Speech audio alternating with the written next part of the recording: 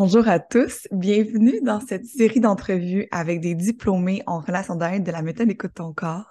J'ai le plaisir de les accueillir ici et de m'entretenir avec eux pour vous partager premièrement leur parcours personnel très inspirant, mais aussi vous faire découvrir une des plus belles carrières professionnelles, celle de la relation d'aide. Aujourd'hui, j'ai le bonheur d'inviter Nicolas Guiana, qui est avec nous en direct de l'Afrique, mais qui pratique en France. Alors, sans plus tarder, je l'accueille avec moi. Bonjour Nicolas. Bonjour, comment ça va? Ça va super bien. Où es-tu présentement? Alors là, je suis actuellement au Rwanda, donc entre Mhm. l'Afrique du Centre et de l'Est. Génial. Et tu es de quelle région en France quand tu pratiques? Où est-ce que tu En habites? partie, je suis à Nantes. Ouais, Ah c'est à non. Nantes, donc c'est vallée de la Loire, en face de Montréal, mais de l'autre côté de l'Atlantique. C'est ce qui est génial. Puis toi, en fait, tu résides en France et c'est là que tu as fait la majorité de ta formation. Oui, oui, je suis venu à Montréal, mais c'est en France que j'ai fait la majorité. Génial. Et justement, pour les gens qui arrivent puis qui disent, mais mon Dieu, qui entame un processus de formation personnelle et développement personnel professionnel, qui es-tu, Nicolas? D'où viens-tu? C'est quoi ton parcours qui t'a amené à finalement devenir diplômé comme professionnel en relation d'aide? Alors, je m'appelle donc Nicolas, j'ai 37 ans, j'habite à Nantes depuis 20 ans à peu près. Donc, je suis nantais, français, je suis aussi rwandais, c'est pour ça qu'en ce moment-là, je suis au Rwanda ces jours-ci. Ce qui m'a amené chez Écoute ton corps, c'est le livre des 5 blessures au départ que j'ai acheté malgré moi. Je voulais pas. Je voulais d'autres livres, mais à chaque fois celui-là, il était là. Et un jour, j'en ai eu marre. J'ai dit bon allez, je le prends. Et en fait, en le lisant, je sais pas, il y a une espèce de déclic. Et j'y revenais, je le relisais. Et puis petit à petit, en fait, je me suis mis à tout lire parce que je voulais Lise Bourbeau. Je voulais appliquer, je voulais apprendre. Et de là, j'ai vu qu'il y avait des ateliers en France, genre que je me disais que c'était forcément au Canada. Et en fait, non. Je suis allé dans un premier atelier, puis un deuxième, et puis je suis devenu étudiant. Wow! Puis est-ce que tu as toujours eu comme ambition de travailler comme un professionnel en relation d'aide? Euh, oui et non. Alors, j'aimais ça. Je crois que j'avais le syndrome de l'imposteur, donc c'était hors de propos pour moi. Mais ça m'a toujours attiré. Tout ce qui est l'aide à la personne à dealer avec nos émotions, nos peurs, nos croyances. Et ça m'a toujours inspiré, à intéresser, mais j'avais peur. Donc non, au début, je me voyais pas faire ça. Mais après, en devenant étudiant, c'est devenu une évidence. Hmm. Et justement, est-ce que tu veux nous parler de ta formation? Comment toi, tu l'as vécu au niveau personnel, ce cheminement-là? Parce que éventuellement, c'est devenu un cheminement professionnel, mais comment est-ce que tu l'as vécu de l'intérieur? C'est cette phase 1, cette phase 2, jusqu'à la phase 3 professionnelle. Ben, je crois qu'au début, je venais chercher de l'aide pour moi, mais inconsciemment. J'étais convaincu que je voulais une formation diplômante en tant que coach et que je voulais apprendre à coacher des gens. Moi, j'avais le mot coach. Je ne savais pas relation d'aide, consultant en relation d'aide, animateur. Je connaissais pas bien tout ça. Mais par contre, j'étais très sensible à ce que je lisais dans les livres de Lise. Je voyais bien que ça me parlait. J'aimais le côté universel et puis qu'il y ait de l'amour là-dedans. Que ce soit pas un combat, que ce soit pas euh, une lutte d'ego, de la manipulation, que ce soit quelque chose qui apprenne à s'aimer et aider les autres à s'aimer eux-mêmes. Ça me parlait beaucoup. Donc j'ai voulu commencer comme ça et en fait c'est les premiers. Attends, j'ai oublié la question là. Je m'embrouille. Oh, bah, c'est bon. Mais comment est-ce que tu l'as vécu justement, ce cheminement-là personnel à travers ta formation professionnelle? Donc, là, tu touches un peu la signature de l'école qui est l'amour et la douceur en chemin. C'est ça. En fait, c'est mon premier. On dit qu'il n'y a pas de hasard souvent, mais c'est mon premier atelier qui a été un déclic. Moi, je venais pour évaluer. J'étais persuadé de venir évaluer la formation pour voir si elle vaut le coup à mes yeux. Donc, je croyais venir assister à quelque chose de technique et me rassurer sur l'aspect technique, tout ça. Et en fait, ma première, elle a eu lieu le lendemain des attentats qui ont eu lieu à Paris en 2015. Et, et en fait, notre séance, on était, Paris était extrêmement tendu. Et dans la salle de l'atelier, en fait, tout le monde avait peur. Et avant que ça commence, il y avait de la tension dans la salle. Et la manière dont, c'était Lucie Barbier, notre animatrice, et la manière dont Lucie a géré ça, j'ai senti justement le côté, on est ensemble, on va travailler sur nous ensemble dans la paix. Chacun aura sa parole, chacun aura son mot, que vous ayez peur, que vous soyez en colère, ça, on va gérer tout ça ensemble. Dans un moment si délicat, parce que à Paris vraiment et en France, ces jours-là, c'était vraiment tendu. Et moi, comme je suis mix, je suis métis avec plusieurs origines, et là, il y avait la question du oui, mais comment c'est telle communauté qui a fait ça, sinon c'est eux. Moi, j'étais très sensible à comment ça allait être géré. Et du coup, la façon dont Lucie a géré ça, non seulement j'ai aimé et je me suis senti bien, mais en plus j'ai dit, moi, je veux savoir faire ça. C'est ça que je dois faire. C'est ça que je veux faire. C'est vraiment un espèce de déclic ce jour-là. Hmm. Donc, dans la façon d'être de Lucie, dans sa façon de non seulement partager la théorie de la matière, mais de la véhiculer, de l'intégrer, t'as fait, OK, ça, c'est comment je me sens en relation avec Lucie, c'est ce que je veux être en relation avec les autres autour de moi.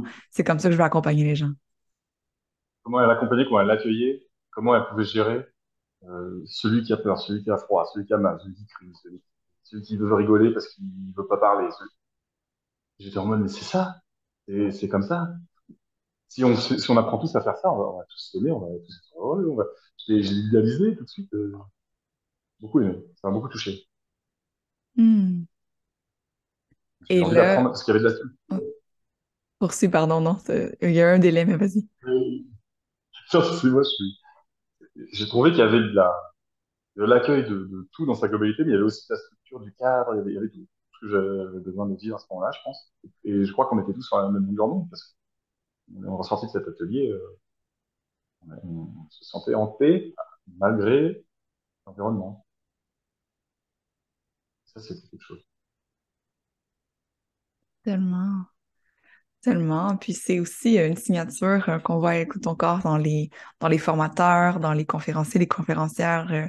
On voit notre mission, en fait, le slogan de l'école, hein, c'est apprendre à être bien, mais notre mission professionnelle à l'international, c'est d'aider chacune des personnes individuellement à trouver la paix intérieure pour contribuer à la paix mondiale, la paix extérieure. Puis le partage que tu nous fais sur ton premier atelier, ben, c'est une très bonne, un très bon exemple, une très bonne visualisation, un petit échantillonnage de ce qu'on fait à grande échelle, d'apprendre ensemble dans un peut-être chaos extérieur à entrer dans ce qu'on vit à l'intérieur pour pouvoir trouver la paix, l'entretenir, la créer autour de nous, dans nos relations, et donc après devenir un peu des acteurs de paix à l'extérieur, de pouvoir contribuer à cultiver une paix mondiale.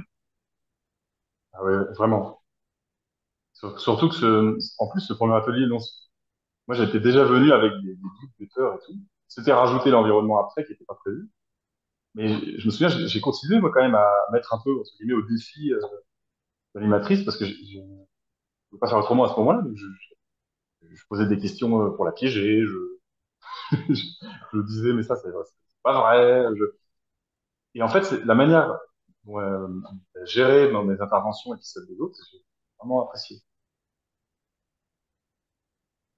Donc, Hmm. ouais, c'était un moment important. Après, j'ai pris un petit peu de temps pour réfléchir, mais j'ai senti quand même instantanément ce jour-là que je peux apprendre à faire ça. Euh, je sais pas comment ça se passera.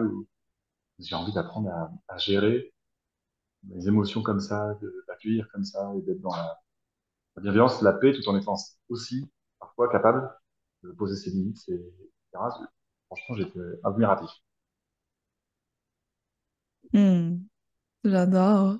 Puis de cet atelier-là qui a été l'élément déclencheur, c'est entamer ton processus de phase 1 qui est d'apprendre à être en relation avec toi-même, justement avec ses émotions, avec toi, avec ton intérieur, tes peurs. Puis en phase 2 d'être en relation avec les autres, donc d'apprendre à être en relation avec les émotions des autres, avec leurs blessures, avec là, on fait des liens aussi avec le livre avec lequel tu as découvert la formation, Les 5 blessures de l'âme. Ça t'a permis d'entrer en relation différemment avec les autres, puis ultimement d'entrer en relation d'aide avec les autres. Comment est-ce que ça l'a teinté peut-être les changements que tu eus en relation avec toi, avec les autres, à travers ta formation et après la formation? Quel changement que tu as vu?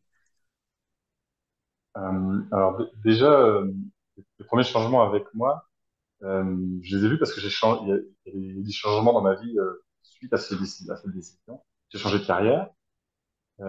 J'ai aussi commencé à m'accorder du temps et j'ai commencé à me sentir mieux parce qu'avant j'étais quand même très anxieux. Et là j'ai senti ça diminuer assez rapidement. Et ensuite, très vite, ça a eu un impact aussi avec les autres. Par exemple, assez rapidement, j'ai ressenti une grande amélioration avec ma famille. Je me suis mis à dire des choses que je n'osais pas dire et à avoir des discussions que j'aurais jamais osé avoir parce que je me sentais dans en sécurité par rapport à ça, je pense. Je me disais, je vais apprendre comment faire. Si ça marche pas, je vais apprendre pourquoi ça va pas marcher. Et je vais apprendre à accepter si ça marche pas, que ça ne doit pas marcher. Enfin, j'avais l'impression d'avoir une espèce de filet de sécurité pour tenter, pour oser. Donc j'ai osé des trucs que je ne faisais pas avant. Et puis bah, par chance, pour moi, bah, en plus ça a fonctionné. Je me suis rapproché de mes parents, de mes sœurs, des amis. Enfin, il y a beaucoup de choses qui, dans les relations à l'autre, ont évolué. Et parce que d'abord, j'avais fait le travail sur moi. Je me souviens, au début, je voulais sauter aux conclusions. Et puis, j'avais passé un coup de fil pour m'inscrire. Je voulais faire la formation en 6 mois. Allez, vite, vite, vite, vite, donnez-moi le diplôme. Je voulais faire ça comme ça. Et en fait, bah, le fait que ce soit un processus où on passe d'abord par soi, bah, je l'avais pas perçu tout de suite, mais en fait, j'en avais besoin. Ça m'a super bien aidé. Hmm. Je pense que j'ai répondu à la question, mais Ah, totalement. Totalement. Puis ça m'amène une prochaine parce que c'est vrai qu'on a. C'est comme si quand on veut s'inscrire, on veut l'obtention du diplôme, on dit ah, le plus vite possible, je le fais, le plus vite possible, je peux pouvoir pratiquer. Puis finalement, c'est tout le cheminement qu'on fait à travers. Puis souvent, les gens qui me posent des questions, c'est que ça prend combien de temps, là? Du début de l'atelier, là, le lendemain des attentats, jusqu'à l'obtention de ton diplôme professionnel comme intervenant en relation d'aide. On parle de combien d'années environ? bah, disons il y a quand même des choses qui sont incompressibles. Genre, il y a un nombre d'années quand même qui ne peut pas bouger puisque on doit assister à tel atelier qui a lieu par exemple une fois par an. Alors, dans ce cas, c'est impossible d'aller plus vite que la musique si jamais l'atelier qui va délivrer le diplôme il a lieu une fois par an. Donc il y a un côté incompressible. Et après, il y a totalement de nous et de notre manière d'apprendre. On a des travaux à faire. Si jamais, par exemple, bah, en sortie de l'atelier, on nous dit qu'il faut faire ceci, cela, et puis pendant 6 mois, on ne fait pas, bah, sinon, on a pas mal. Et parfois, on ne peut pas faire pendant 6 mois. Parce que, ou on peut, c'est vraiment individuel. Dans notre promo, il y a des gens qui sont allés très très vite, tout de suite, tout de suite. Euh, et puis ensuite, qui ont dû ralentir. Il y en a qui sont allés très très vite et que ça s'est fait vite. Il y en a pour qui ça a pris 8 ans, 9 ans, 10 ans, même 20 ans pour certains. C'est vraiment perso. Donc, moi aussi, je posais la question, ça prend combien de temps et c'est quoi le chemin le plus court? Et moi, je vais faire le chemin le plus court. J'ai fait ça aussi. Je pense que c'est peut-être normal, en fait. Mais la réalité, c'est que c'est perso. C'est du développement perso. Donc, donc personne ne peut vous dire combien de temps ça prendra, sauf les dates des ateliers obligatoires. Ça, on peut vous dire ça. Mais comment on va les digérer, les intégrer, s'imprégner, accepter ce qu'on a accepté, se mettre en condition d'aller tester dans la vie, si on a compris, pas compris, pris conscience, pas pris conscience, ça prend le temps qu'on y met et qu'on peut y mettre, et que la vie nous réserve aussi. Donc, pour essayer d'être un peu quand même, j'imagine, il y en a qui se disent, oui, mais, combien de temps? Moi, je dirais peut-être au moins 2 ans, si ce n'est trois, puisque il y a un atelier pour devenir consultant en relation d'aide, il y a un atelier qui s'appelle Terra, qui a lieu une fois par an en France, par exemple. En tout cas, à l'époque où je suis passé. Et ensuite, une fois qu'on l'a passé, il y a un certain nombre de consultations qu'on doit faire avec des gens. Et et comme on a un nombre de consultations et on peut pas toutes les faire le même jour, il y a des mois qui vont être pris. Donc, si on veut être consultant, par exemple, c'est au moins 1 an et X mois, de manière incompressible, puisque c'est ainsi. Si on veut être animateur conférencier en plus, c'est pareil, il y a un atelier qui se tient une fois par an. Et si on est inscrit à l'un, peut-être que c'est en même temps que l'autre. Alors, donc il y a un aspect euh, lié à la formation telle qu'elle est, qui prend du temps, mais aussi c'est aussi pour nous protéger. Parce que pour l'avoir vécu moi, j'ai tout fait pour faire le plus vite possible tout en même temps. mais le nombre de prises de conscience qu'on fait et ce qu'on apprend sur soi peut être tellement choquant qu'après on a besoin de plein de jours de répit après un atelier. Donc en fait, on croit qu'on va vite et on se choque. Et puis après, on a besoin de dormir. Enfin, je fais une blague là, mais ça, c'était mon cas. Je me souviens d'avoir appelé, c'était Gabriel Burna à l'époque, que j'ai eu au téléphone, et je lui avais dit, mais comment je fais pour aller plus vite possible? Moi, je veux faire ci, je veux faire ça, je suis motivé, il n'y a pas de raison, je suis fougueux, je suis ceci, je suis cela. Voilà. Et elle m'avait dit, ce que j'ai dit là, oui, mais il y a un temps incompressible, et puis attends, moi, je voulais pas l'entendre, j'ai l'impression qu'il est contre moi de parole. Et elle m'avait dit, ah, mais c'est aussi pour protéger nos étudiants. On est conscient de ce qu'on apporte aux gens, on est conscient du remous que ça peut créer, on est conscient des blessures qu'on va réactiver parce qu'on les guérit en relation, parce qu'on tente de les guérir, parce qu'on les voit. Et ça, il y a un temps pour guérir, il y a un temps pour aller regarder, il y a un temps pour aller observer, il y a un temps pour aussi pour accepter, pour discuter, il y a un temps pour tout. Et ça, on peut pas le compresser. On est des humains, quoi. J'approuve tout ce que tu dis, puis même hein, ce sentiment d'urgence-là, je l'ai ressenti aussi au début de faire comme, ah, je vais faire le plus vite possible. Pourquoi attendre? Puis finalement, on se rend compte que c'est pas de l'attente, c'est une transformation. Donc pourquoi se restreindre à se transformer personnellement, sachant que c'est ce qui va permettre d'avoir les qualités d'un bon intervenant en relation d'aide par la suite, c'est de les avoir vécues. On s'est intégré, c'est placé en nous, puis c'est ce qui fait que notre présence est complètement différente à l'autre par la suite. Donc finalement, c'est pas de l'attente, mais c'est un cadeau qu'on s'offre de prendre le temps qu'on a besoin. Puis on a aussi une vie, là. Il y en a qui ont la chance d'étudier à temps plein, tant mieux. D'autres qui vont y aller à un rythme peut-être de un séminaire, donc un atelier de 2 jours, un week-end par mois. Et ça prendra justement le soit 2 ans pour les très, très rapides, 4 ans, 5 ans ou peut-être même plus. Mais et à quoi bon se presser, mettre une date limite à notre transformation? Pour moi, je l'aime que tu l'apportes, cette notion-là, parce que c'est vrai qu'on a tendance à vouloir aller vite, comme s'il y avait un but à atteindre le plus rapidement possible, comme si c'était une course, mais finalement, on passe à côté de l'intention de la transformation, justement, qui est dans le processus de se former et de s'offrir. C'est pour ça qu'on dit dans le cheminement personnel et professionnel, parce que les deux sont entrelacés vraiment un dans l'autre. Et j'aurais quand même souligné que tu as gradué jusqu'à la phase 3. La phase 3, on a deux options, soit pour devenir intervenant en relation d'aide, donc pratiquer à ton cabinet en présentiel ou en ligne, ou de devenir animateur conférencier avec l'école Écoute ton corps, par exemple, animer les ateliers de 3 heures de l'école.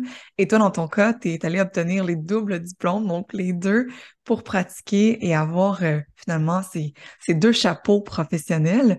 Premièrement, qu'est-ce qui t'a attiré à avoir les deux diplômes et qu'est-ce que tu en fais aujourd'hui? De quelle façon tu pratiques quel service que tu offres dans ta pratique personnelle? Ouais. Alors, j'avais l'impression que les deux se nourrissent. En observant, par exemple, nos formateurs, eux, ils font les deux.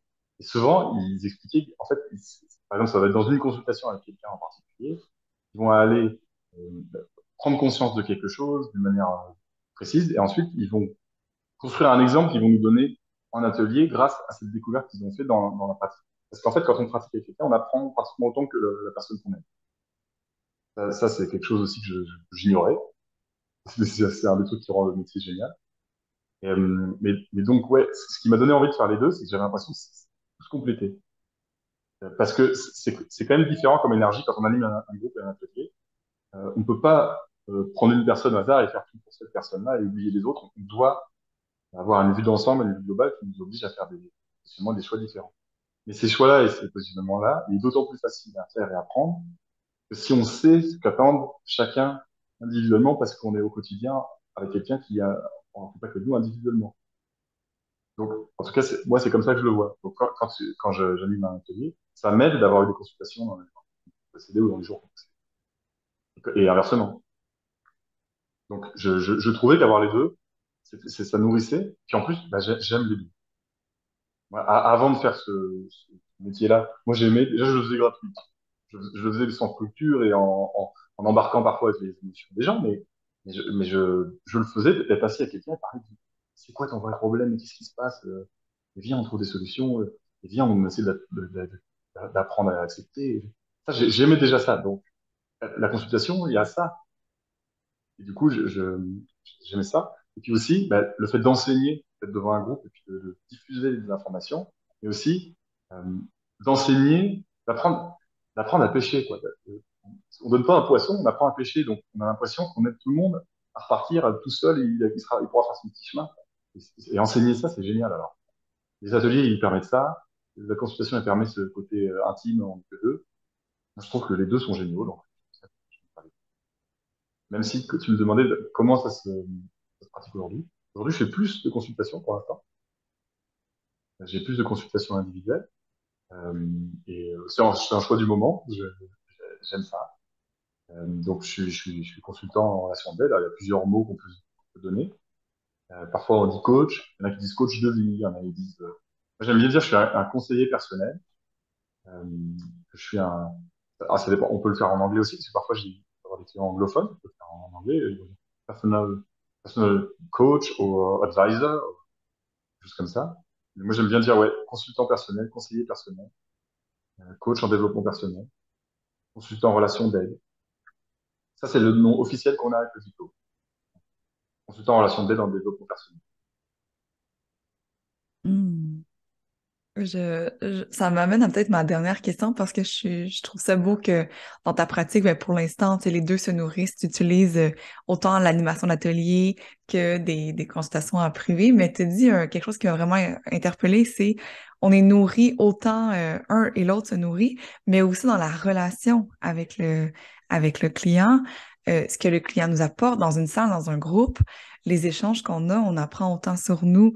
C'est un Finalement, on finit jamais de grandir. On est toujours constamment en train de s'observer, puis de voir ce que ça fait vivre chez l'autre, ce que ça fait vivre chez nous. Puis finalement, être en relation d'aide, c'est aussi être constamment en relation avec soi, parce que ça peut éveiller des choses, puis de continuer notre développement personnel pour pouvoir être finalement le meilleur consultant en relation d'aide. Qu'est-ce que tu aurais envie de dire sur ceux qui se questionnent sur l'impact que ça a dans une vie de devenir un intervenant en relation d'aide? Qu'est-ce que ça t'apporte, toi, personnellement, de faire cette profession, d'exercer cette profession? Alors, ça m'apporte beaucoup d'épanouissement et de joie, aussi de fierté, parce que faire ce que j'aime et pour, pour en vivre, c'est un sentiment incroyable. Et bon, si c'est vraiment quelque chose qui nous anime, qui vibre en nous, se donner l'opportunité d'essayer, puis d'aller au bout, puis de se mettre en position, déjà rien que ça, on est très content. Après, quand on l'exerce, moi, quand quelqu'un vient s'assoit et qu'on commence la séance, je me dis, je suis à ma place, je fais ce que j'aime, je fais ce que je veux, je vais t'aider, je vais t'aider. J'adore ça. Et en atelier, ben, c'est pareil. Moi, je vis un peu plus de trac en atelier pour l'instant. Parfois, parfois, je vis parce qu'il y a un groupe et du coup, c'est plus récent aussi pour moi. Mais il y a aussi, allez, je vais transmettre, je vais aider, je vais guider, je vais donner tout ce que j'ai. Peut-être que une personne aujourd'hui, ça va peut-être l'aider. Même toutes, mais parfois c'est juste une, ça suffit. Et puis parfois, et à chaque fois, ça m'aide moi. Parce que je vois, tiens, en fait, je savais pas que j'ai encore peur de ça. Ou ben non, j'ai dépassé ça. J'ai plus le syndrome de l'imposteur. Champagne. Enfin, voilà. Donc, on découvre où on en est, avec les gens, tout en les aidant. C'est génial. Voilà.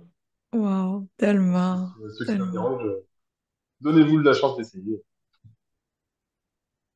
Oui, peut-être. Puis là, on dirait que tu tends la perche, mais si tu avais un conseil à donner à soit les personnes qui nous regardent en ce moment, qui nous écoutent, sont comme ça m'intéresse, puis tu sais, ils sont un peu au stade de Nicolas qui lit le livre de Cinq blessures, qui contemple peut-être éventuellement là, de faire la formation, peut-être avec encore un syndrome de l'imposteur à ce moment-là, mais si on avait à parler à ce Nicolas-là d'il y a quelques années, ou de parler à la communauté qui nous regarde en ce moment, qui se positionne au même point de départ, quel conseil ou quelle pensée, quel mot voudrais-tu leur dire, ceux qui sont à l'aube d'entamer peut-être cette grande aventure qui est celle de vivre une une formation professionnelle et personnelle en relation d'aide? Ben moi, je me souviens, au moment où j'ai pris la décision, euh, j'avais peur de ne pas y arriver, d'arrêter en plein milieu, d'avoir dépensé. Ça m'apporte. J'avais beaucoup de peur, en fait.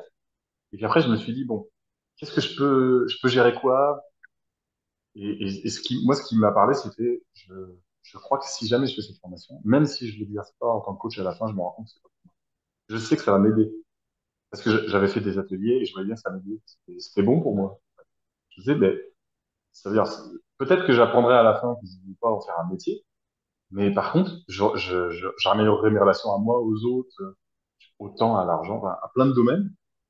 Et en plus, peut-être que je vais en faire un métier. En fait, c'est d'accepter. Il y a un peut-être, je sais pas, mais ça va être bon pour moi. Ça m'a donné, c'est ça qui m'a fait aller, on y va, parce que ça va être bon. Je sais pas pourquoi je le sens. Après, si vous ressentez ça aussi, bah, vous pouvez suivre ça. Et puis, si vous avez des doutes, bah, faites comme moi, vous levez la main et vous posez plein de questions dans un seul atelier de test que vous faites. C'est ça que j'ai fait. Et pourquoi vous dites ça? Mais est-ce que vous êtes une secte? Mais est-ce que... Et on m'a répondu. J'ai fait, bon, moi, j'en fais un de plus. Et un jour, j'ai fait, attends, c'est bon pour moi, en fait. Donc, faites-vous confiance, essayez, et puis posez-vous des questions avec votre entourage aussi, parce que parfois, ça a un impact sur l'entourage. Parfois, c'est une position qu'on va mettre en stand-by. Moi, je l'ai vu dans la promo qu'on avait. On avait vraiment tous les profils. Certains travaillaient, certains travaillaient pas, certains se demandaient s'ils allaient faire jusqu'à la fin. Ben, parfois, on a besoin de s'asseoir aussi avec les gens concernés. J'aimerais faire ça, est-ce que c'est possible? On voit. On prend le temps, vous pouvez prendre le temps, et faire la petite étape de plus, et voir où ça vous mène. Wow. Wow, wow, wow, j'adore, j'adore, c'est tellement, tellement bon. Merci, Nicolas, de faire cette mission professionnelle, d'aider autant de gens, puis de continuer à partager les enseignements et d'accompagner les gens avec la méthode Écoute ton corps. Merci pour cette belle entrevue qu'on a fait aujourd'hui. Puis pour ceux qui veulent en savoir plus sur tes services, autant sur tes consultations que sur tes animations, en description de cette vidéo, vous allez avoir tous les liens pour pouvoir rejoindre Nicolas et aussi tous les liens pour pouvoir en savoir plus sur notre formation professionnels et sur nos séances d'information gratuites si vous voulez justement aller poser vos questions comme Nicolas a fait, étaler vos peurs, vos craintes, vos incertitudes, puis vraiment laisser l'animateur, le formateur ou l'animatrice, formatrice vous répondre et prendre le temps de ressentir si est-ce qu'à l'intérieur de vous, ça fait un wow? Est-ce que à l'intérieur de vous, vous sentez que vous êtes appelé à suivre la formation personnelle et professionnelle en lâchant prise sur le résultat? Peut-être que ça va devenir une nouvelle carrière. Peut-être pas, peut-être encore plus beau, peut-être encore plus grand. Laissons les possibilités, enlevons toute la pression, puis offrons-nous le cadeau finalement de nous découvrir, nous transformer à travers cette belle formation, peu importe le nombre d'années que ça va prendre finalement. Hmm. Alors, merci Nicolas d'avoir été avec nous. Merci à toi et merci à vous tous. Merci à Écoute ton corps aussi. Tellement, Un plaisir tellement. d'être là. Merci à tous. Merci à Écoute ton corps. Merci à toi Nicolas. Et on se revoit pour une prochaine entrevue le mois prochain. Bisous.